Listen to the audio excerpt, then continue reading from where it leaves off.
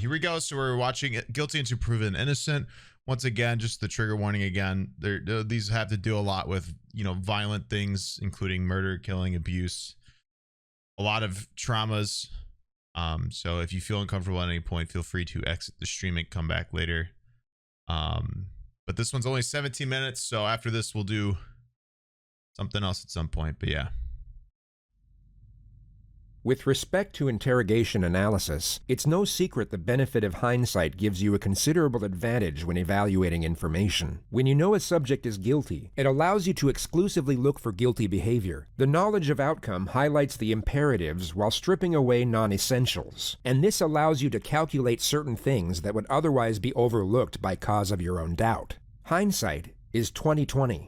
Everyone is well aware of this aphorism, and what's fascinating is that it not only applies, but is far more compatible to the innocent than it is to the guilty. The reason for this is because the information you have to scrutinize is reduced when dealing with innocent subjects. So good. When you remove versatile factors of misdirection and trickery, you're left with relatively straightforward behavior in comparison. Of course, the argument that everyone is different and can react in a different manner has merit. Human beings are unique, and there will always be exceptions to every rule, especially when you take into consideration that trauma can cause atypical behavior. Yet, atypical behavior and guilty behavior are generally distinguished from each other with relative ease. And that brings us to example number 1. 37-year-old Michael rule, especially when you take into consideration that trauma can cause atypical behavior. Yet, atypical behavior and guilty behavior are generally distinguished from each other with relative ease. And that brings us to example number 1. 37-year-old Michael Dixon, described by his peers as popular, friendly, but also unassuming and reserved. A self-professed introvert who turned down a job as a trade show presenter due to his fear of public speaking, and kept his position as a trade show assembler instead. On August 15,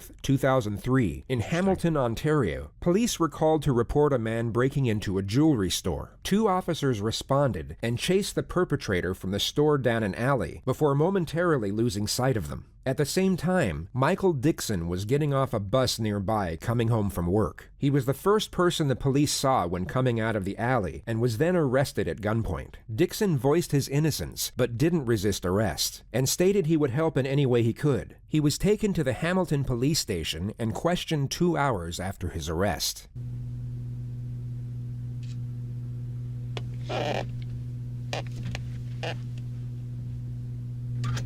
Freaky ass camera, dude. Sorry to keep you waiting, Michael. That's okay. One could advocate this as a common policing misstep if it weren't for the suspect being described as a small white man in the 911 call. As well as not being white, Dixon is 6'3". This detective has either forgotten standard procedure to review the call to dispatch, or for some reason decided to reject it as evidence altogether. I can't believe it. Michael is informed the room is being recorded and then read his rights. He asserts he is willing to speak with a detective and help with the investigation. Mind-blowing that a cop would ignore... Okay, why we're here is because earlier tonight... what they were told. You were arrested for breaking into a jewelry store on John Street South. Now, your innocence and guilt in this, quite frankly, isn't an issue. The evidence I have is, frankly, conclusive and overwhelming. Okay? You see his face? Look at Michael. Look at, what is this guy's name? Michael? Look at his face. Frankly, conclusive and overwhelming. Okay? He's like... So I'm not even going to ask you if you did it. What I have to ascertain here is what kind of guy you are. The subject maintains a forward-leaning posture and keeps his eyes both in contact and on the same level as the detective's. He displays self-confidence and poise, while it's the detective, in fact, who gives off a nervous disposition. What Michael just did is known as a non-verbal challenge in forensic psychology. So let's break it down into components. He's basically saying, what In the next moment, the detective will shift in his seat to adjust his position, and at the same time break eye contact to look somewhere in this direction. Michael's exaggerated head movement that follows isn't for the purpose of maintaining eye contact. He could maintain it while keeping his head perfectly still. It is in fact to let the detective know he is maintaining eye contact. It's a way of asserting dominance in the exchange. He is telling the detective that he is the more confident person in the room at that moment. What I have to ascertain here is what kind of guy you are. Whether this is... Yo, this one is so good. You're like a serial plant-based burglar, and this is what you're doing all the time. Or whether this is a one-off thing because of the power cut and everything that's going on tonight. That's all we're here for. Okay, I understand your position. Like I say here, I didn't do it, and you've heard that a million times, I'm sure, in your career, but it's just... Ask me questions. That's all I can do is answer them, I guess. I've got no questions to ask you. I mean, why did you do it? That's basically, that's my only question. I'm coming from that position, and since I'm saying I didn't do it, I really don't have an answer for you except to say I didn't do it. I guess we haven't really got a great amount to talk about. Yeah, it's like I said, whether you did it or not isn't up for the discussion. Okay, well, it's really not. Dude's an idiot. You've no doubt come to notice how incredibly tolerant Michael is over the unjustness of the situation. It's the most unusual thing about his behavior, and perhaps what makes him an anomaly with respect to innocent subjects. So before moving on to the second phase of this interrogation, we'll show you a more common response from an innocent subject facing similar charges. This is 26-year-old Justin, falsely accused of breaking and entering, first-degree theft, and assault. He was arrested at his home and only read his rights to silence on the way to the police station. The footage will begin before the subject knows what exactly he is being charged with. In his mind, he knows he has done nothing wrong, and at this point is unaware he is about to be wrongfully imprisoned for just over 2 years. Ah.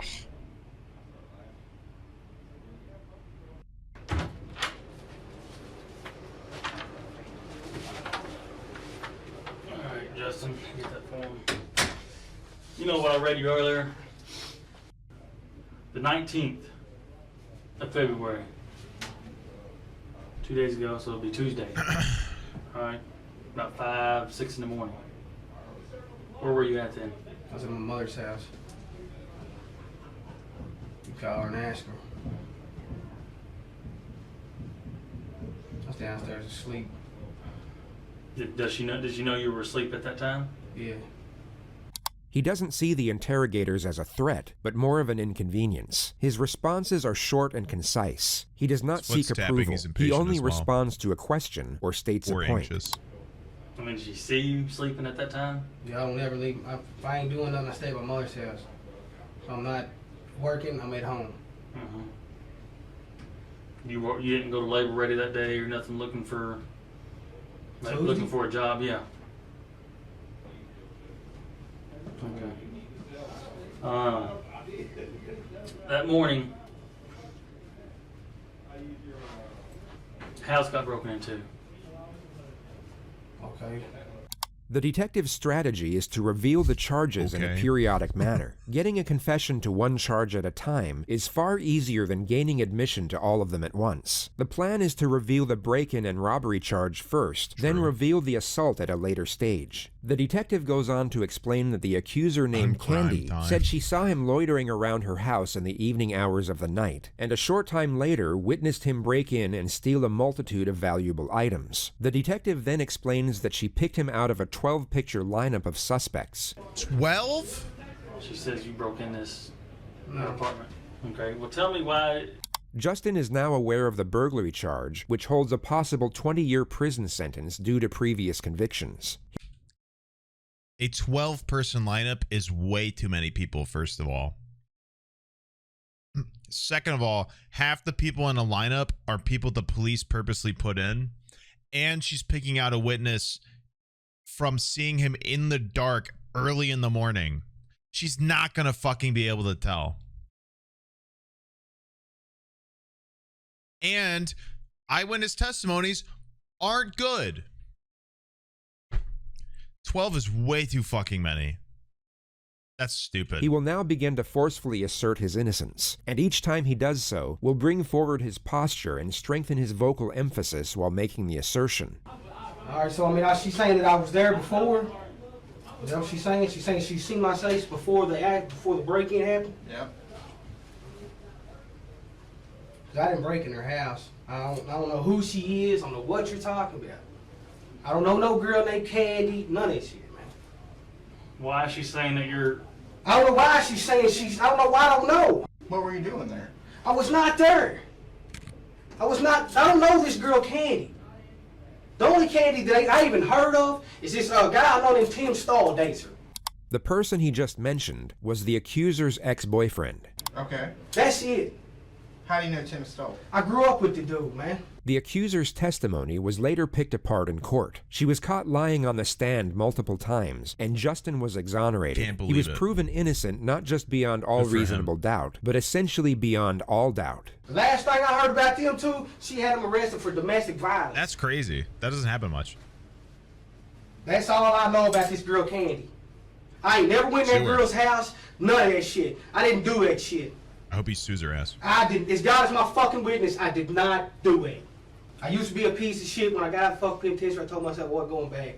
I ain't done nothing but work my fucking ass off the entire time I've been out." Can you prove, other than you saying you did not, is it that morning? What can you tell? How can you prove to me that you were at home? All you gotta do is call and ask my mother. So you're telling me you didn't step foot out of the house Not 1 foot. Tuesday? Not one. The detective then goes on to reveal Justin is accused of assaulting the supposed victim during the robbery. You take a vanity mirror and you hit her over the head with it and you guys fight. And she got injuries. No, man. And hell no, man. Get her goddamn boyfriend, Tim Stone, in here and question him about her goddamn injuries. Look at that straight right there. This sounds like it's a goddamn thing that fucking her boyfriend, Tim Stone, done fucking done something to her, and now they're trying to put it on me. I know that's what the fuck this is. And look, that's why we're talking to you, okay? No, this is bullshit, man, because I've tried everything in my fucking power to stay the fuck out of this goddamn fucking penitentiary shit. I did not do that shit, man. Okay. That's what we're talking to. We're here to investigate this, How okay? fucking stressed out he is. I feel so bad for this guy. That's why we're asking all these questions. I'm sorry for freaking out, man, but I didn't fucking do this shit, man. I'm fucking shaking. I did not fucking do this, man. Justin had already served 3 years in prison for a robbery in his early 20s. He more than likely knew the reassuring tone of the investigator wasn't a good sign. Although slightly more animated than the average person, this form of aggression is a commonplace response from the innocent being directly accused. Stress, He yeah. comes off aggressive, but in a defensive manner. He is not being hostile, but highly combative when professing his innocence. His conduct is totally justified considering the circumstance. When facing a considerable amount of time in prison for something you didn't do, this level of anger is warranted. So when compared to the forgiving composure of Michael Dixon, the extraordinary nature of his behavior becomes even more pronounced. It's like an overwhelming thing. It's like it's an outburst at nothing in particular. Usually when I burped, sorry, I don't know if Mike picked that up. Usually when somebody who did the crime is accused and they try to replicate that, it's more like they take it a specific way. You know, they go in a particular direction with it. They aim their frustration. Somebody who is innocent and being accused of a crime tends to just it's more of an outward burst in a non-descriptive direction rather than somebody focusing it towards something, because somebody who is guilty and has been accused of a crime who thinks they get caught is most likely going to in advance figure out something to say, so they're trying to specifically misdirect it. They're not talking out loud and upset in particular, etc. They're just trying to say something outward and get it out there because they're frustrated and don't know what to say. Make sense? We don't have an answer for you except to say I didn't do it. I guess we haven't really got a great amount of talking about. Yeah, it's like I said, whether you did it or not isn't up for the discussion. Okay, well, it's really not. There's a number of witnesses. Great. One of whom had a video camera. Perfect. Yeah. Okay, then. Well, that's relieving. That's relieving. So unbothered. Quite honest. Yeah. So view the video camera. I have. Okay. That's why your guilt isn't in issue here. That doesn't even make sense to me. Because if I'm on the video camera, he'd be arrested. That doesn't make sense. They'd have a video camera that shows me? Yeah. That doesn't make sense. It makes perfect sense to me. We'll have to, I guess, I have no choice but to get a lawyer then, if this is the kind of thing you're going to go through with me. This isn't going to go away. You're charged with breaking in. You will be charged tonight. Okay. You will be going to court in the morning. Perhaps the most upsetting moment, considering the fact that we know this man is innocent. You can see the fear emerge in his eyes as he realizes he won't be going home after this interview. Charged with breaking in with intent. Okay, that's what's going to happen right now. We're now given an insight into Michael's introverted personality. He is noticeably afraid of what lies ahead, yet reacts to the situation with reasoning and intuitiveness. Rather than explode into emotion like the more extroverted personality, he instead processes the moment and then responds to it from an analytical position. Can I ask you something? Okay, are you just making this up that you have a video camera so you see how I react? Because it goes that if you're saying, okay, hear me out for a second, please. If I am guilty, as you believe, because you have me on video camera, then okay, we'll go through the procedure. But I'm saying, I'm trying to call your bluff here, because since I know I didn't do it, there's no way I can be on the video camera. Well, like I say, it's not game of poker. Okay, well, I've got nothing to gain from that. I'm not trying to give you a hard time, all right? You know what? I've got nothing to gain from that either way. Which is why I'm not asking you, did you do it? I'm not trying to catch you out. I've got nothing to gain from that. Getting a confession void of evidence is in fact excellent for an investigator's career. It's a mark of merit and can accelerate promotion. Michael continues to profess his innocence in a calm and composed manner for a further 7 minutes. The detective then asks that he draw out a map and specify his movements before the arrest. Every detail of his alibi was later proven to be 100% accurate. Like I said, on the information that I've got, you're going to be charged tonight with breaking in. However, I do have a duty to make sure that the truth is, and basically the truth is paramount, and the true version of events is paramount. And I have a duty to investigate all of this, and I will investigate. I assure you, I'll investigate this story thoroughly, and hopefully, investigate your fucking career, dude. I'll be able to find something here, which will either prove or disprove, what we've discussed tonight. Yeah. Okay. Problem is the speed at which this is going. Yeah. Like when I was on the ground, I was saying, go quickly to the terminal. I have like 6 or so guys around me. Like talk to the bus driver. Right. I can't comment on things that happen in the scene, unfortunately.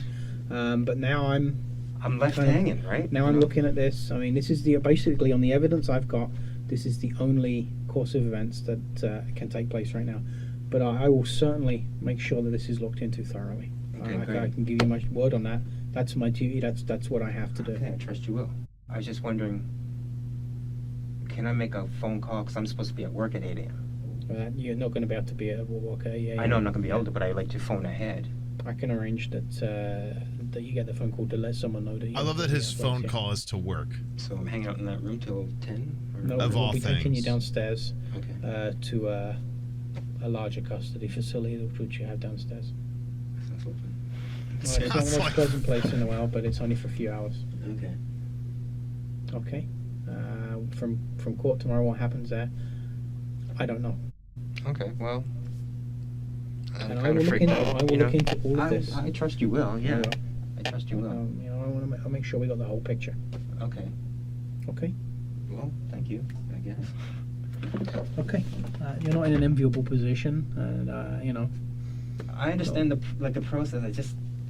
I'm not satisfied with it. That's what I'm saying. And I don't expect that you're going to be happy with it. And I'm thinking, no disrespect to you, but I know someone sitting in this chair has probably lied to you a million times, right? So I'm thinking, what can I do to convince you? I try to give you the information. You've been very good with me, and I try and treat everybody as an individual.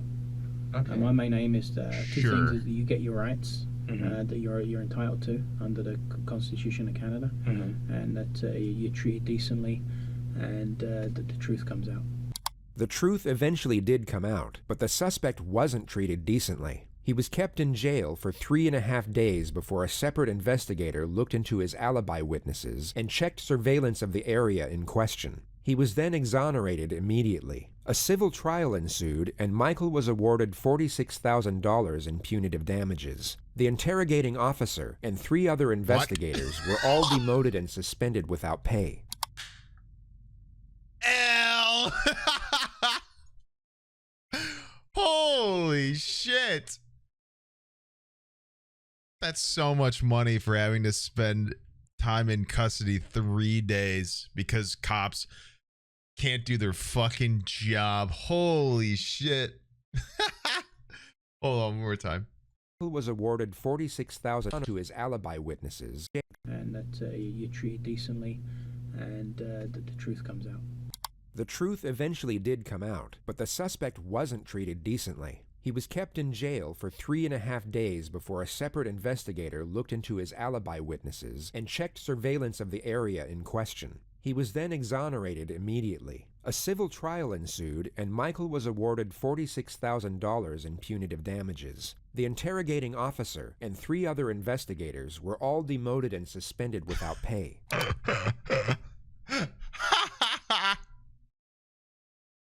Fuck you. Get shit on.